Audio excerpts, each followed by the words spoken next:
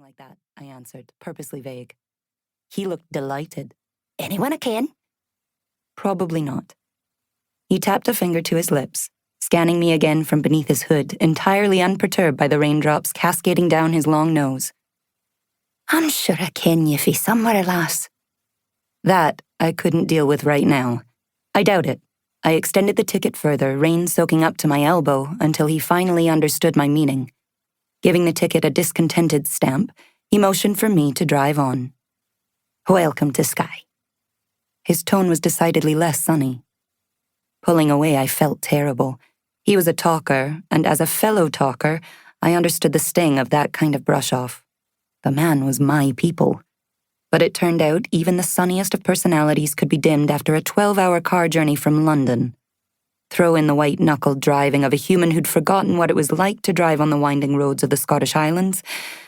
I hadn't burnt the candle on both ends. I'd set the entire bloody thing alight.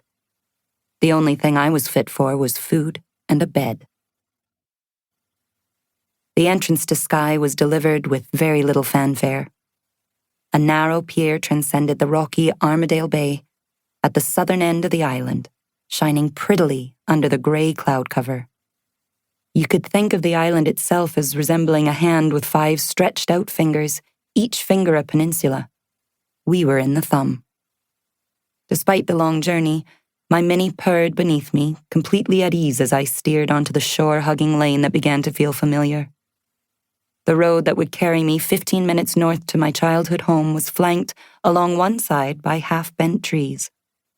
All that stood between my car and the expanse of reflective blue water on the other side was a low stone-built wall, giving way to the rugged mountain peaks of the mainland rising through the clouds of fog. The moment I passed the sign, Kinleith welcomes you, I hit my indicator and slowed. My eyes automatically scanned for the sharp bend so hidden amongst my grandfather's shrubbery, it had fooled even him on occasion, much to my grandmother's amusement. I could picture her chuckling from the passenger seat every time he was forced to swing the car around on the narrow country lane. So you could imagine my surprise at finding them not only cut back and neatly squared off, but a large wrought iron gate sitting across the entrance. What the hell? I murmured, coming to a stop.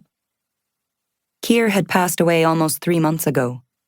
He was my last living relative, unless you counted my mother, which I didn't. She was currently living her best untethered life in Thailand, or was it Bali now? Regardless, she was more like that friend from school who contacted you once a year to ask you to invest in their new wax melt company.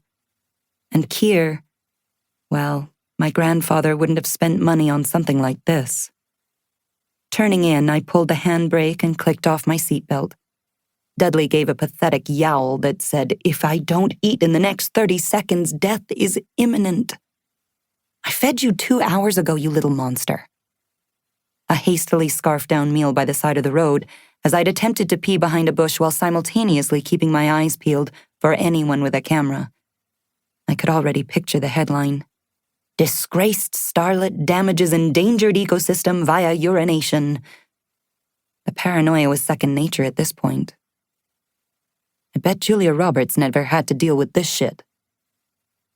Beyond done, I didn't spare any thought to the rain. I jumped from the vehicle, hoping against all odds that whoever was last to visit the estate had thought to leave the gates unlocked. I gave a hard push and almost wept with exhausted joy when it swung wide. The early May evening was uncommonly balmy, yet my teeth still chattered on the bumpy ride down the trail to the manor. I winced as I inched along the dirt road, every groove and pothole putting my city car's suspension under serious strain. You got it, baby, you got it, I purred, rubbing the dashboard lovingly.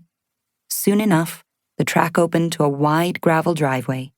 The ancient oak I'd broken my arm falling out of sat in its very center like nature's roundabout.